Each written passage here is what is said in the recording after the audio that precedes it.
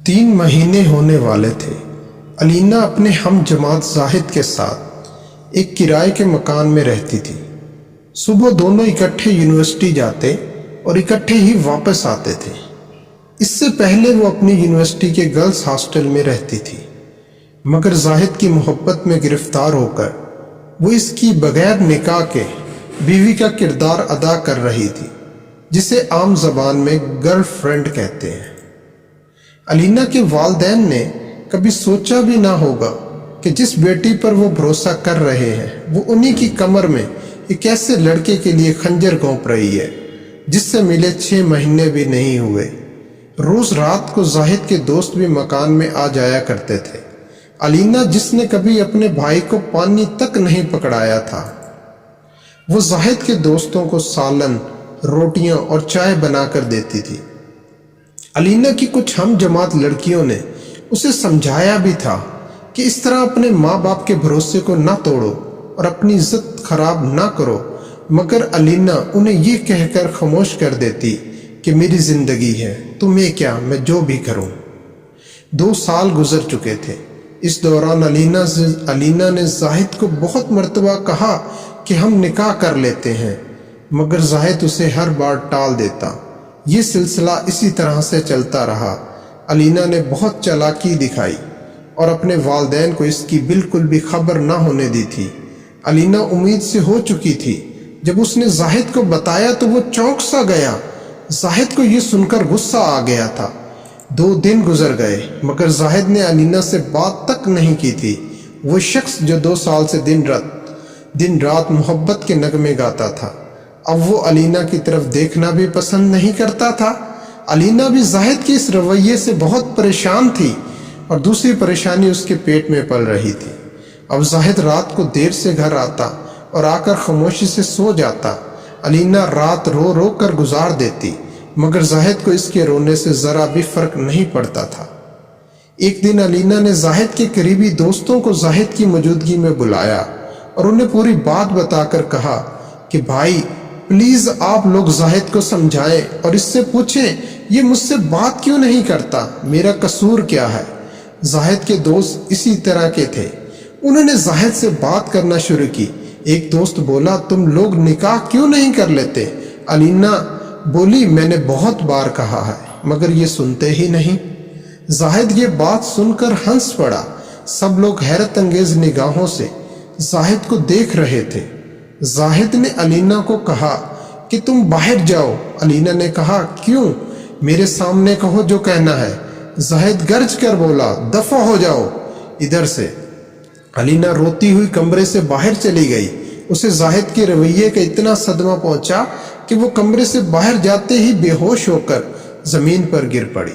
उसका इल्म न जाहिद को हुआ ना ही उसके दोस्तों को। वो लोग अपनी बातों में मसरूफ हो गए। जब अलीना को होश आया तो उस कमरे से आने वाली जो बातें सुनाई दी वो ये हैं, यार तुम लोग पागल हो गए हो क्या? मैं इससे शादी क्यों करूं? पेट से हो गई तो क्या हुआ, इसको अस्पताल ले जाकर सारा काम सीधा कर दूंगा।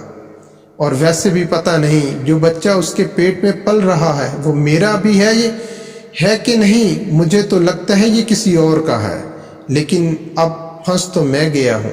तुम लोग ही बताओ, जो अपने माँ बाप को धोखा देकर 2 साल मेरे साथ सो सकती है, वो मुझे धोखा देकर किसी और के साथ नहीं सो सकती?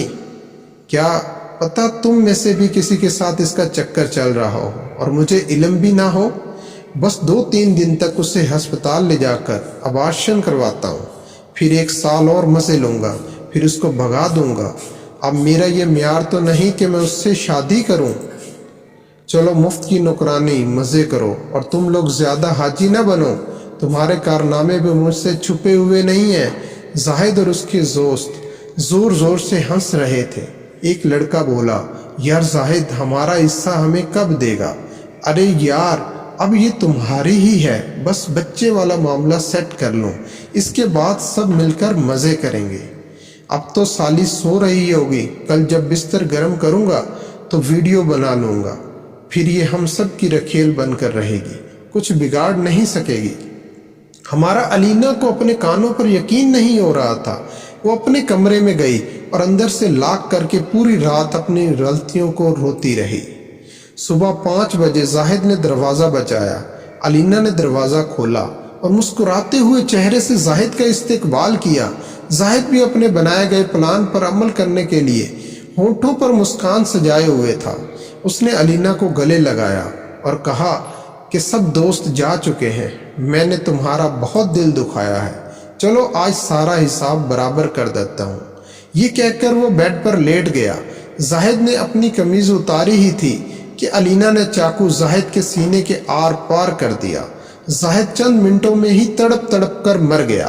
علینا کی حالت غیر ہو چکی تھی۔ وہ فرش پر لیٹ گئی اور زاروں قطار رونے لگی۔ 7 بجے وہ اٹھی۔ زاہد کی لاش بیڈ پر پڑی تھی، اس کا منہ علینا کی طرف تھا۔ علینا نے حقارت بھری نظروں سے دیکھا اور ایک لات ماری تو زاہد کا منہ دیوار کی طرف مڑ گیا۔ علینا نے کپڑے بدلے اور برقع پہن کر باہر نکل گئی۔ وہ خود سے باتیں کر رہی تھی اور اپنی قسمت کو کوس رہی تھی۔ اب اسے اپنی غلطیوں پر پچھتاوا ہو رہا تھا، مگر اب وہ اپنی غلطیاں سدھار نہیں سکتی تھی۔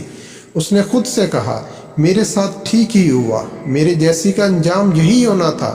میرے والدین نے مجھ پر بھروسہ کیا اور میں نے ایک اجنبی درندے کی خاطر اپنا مذہب، باپ کا مان، بھائی کی عزت، ماں کا اعتبار اور اپنی آبرو سب لٹا دی۔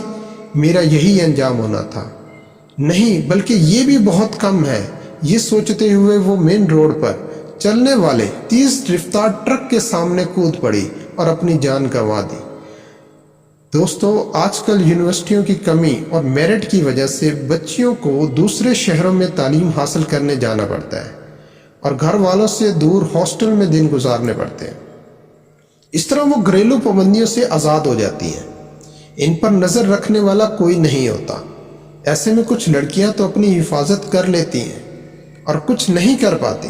یونیورسٹی کا ماحول آزاد خیالی کو ایجوکیشن لڑکیوں کی سوچ بدل دیتے ہیں۔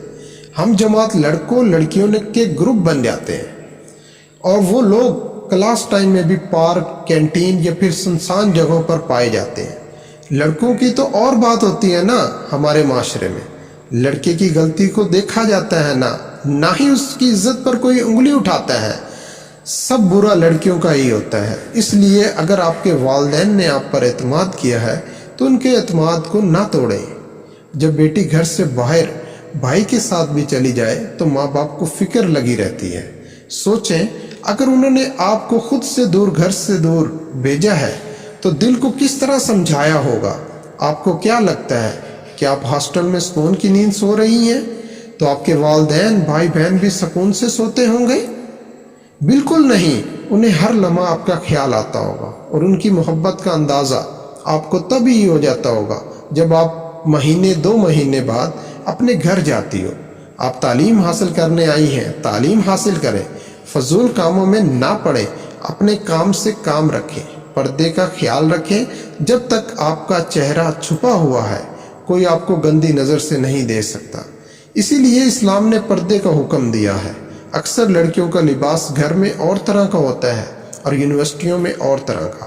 آپ کسی اور کو دھوکہ نہیں دے رہی بلکہ اپنے آپ کو اور اپنے والدین کو دھوکہ دے رہی ہیں۔